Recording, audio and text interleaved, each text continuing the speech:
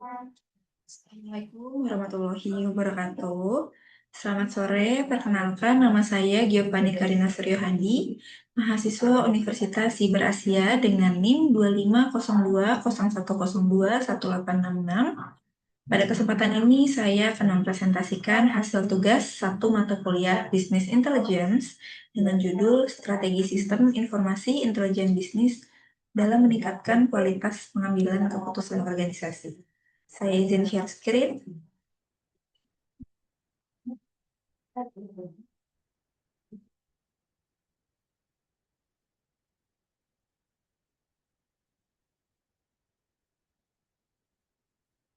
Baik, transformasi digital telah mengubah cara organisasi mengelola informasi. Data yang dahulu hanya berfungsi sebagai arsip, kini berkembang menjadi aset strategis yang sangat berharga. Namun, dalam praktiknya, banyak organisasi, termasuk lingkungan kerja saya di KPP Media 2 Jakarta Timur, masih menghadapi 3 tantangan besar, yaitu yang pertama, data tersebar di berbagai sistem, spreadsheet, dan database yang terpisah-pisah. Yang kedua, proses kompilasi yang lambat karena dilakukan secara manual. Dan yang ketiga, resiko human error yang tinggi dalam penyelarasan dan verifikasi data. Kondisi inilah yang mendorong perlunya penerapan strategi business intelligence di dalam sebuah organisasi. Lalu, apa itu yang dimaksud dengan business intelligence? Menurut Turban, Sharda, dan Dellen tahun 2023, business intelligence atau yang biasa disingkat BI adalah sekumpulan teknologi, proses, dan aplikasi yang digunakan untuk mengumpulkan dan mengintegrasikan data dari berbagai sumber, menganalisis data untuk menemukan pola dan tren penting, serta menyajikan informasi dalam format yang mendukung pengambilan keputusan. Intinya, BI mengubah data mentah menjadi informasi yang bernilai bagi sebuah organisasi.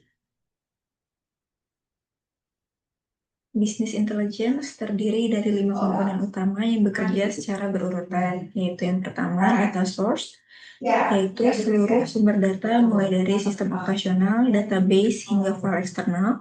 Yang kedua, ETL proses, extract, transform, load, itu adalah proses pengambilan, pembersihan, dan pemindahan data ke repositori terpusat.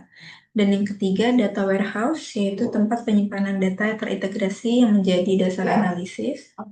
Yang keempat, analytics, yaitu proses analisis untuk menemukan pola, tren, dan informasi penting dari data. Dan yang terakhir, yaitu dashboard dan reporting, penyajian informasi dalam bentuk visual interaktif yang mudah dipahami. Kelima komponen ini berjalan secara berkesinambungan untuk menghasilkan informasi yang akurat dan tepat waktu. Sekarang, saya akan mengaitkan konsep BI ini dengan pengalaman nyata di KPP Media 2 Jakarta Timur. Kondisi saat ini yang kami hadapi yaitu data tersebar di berbagai tempat yang kompilasinya dilakukan secara manual dan memakan waktu lama, serta laporan kinerja baru tersedia di akhir bulan. Akibatnya, pengambilan keputusan sering masih bergantung kepada intuisi. Dengan penerapan business intelligence, kondisi tersebut dapat diubah secara signifikan, yaitu data terintegrasi otomatis ke satu repositori terpusat. Yang kedua, dashboard interaktif memantau KPI secara real-time. Yang ketiga, pimpinan bisa mengakses informasi kapan saja tanpa menunggu laporan manual. Dan yang terakhir yaitu keputusan didasarkan kepada data serta fakta empiris yang terverifikasi.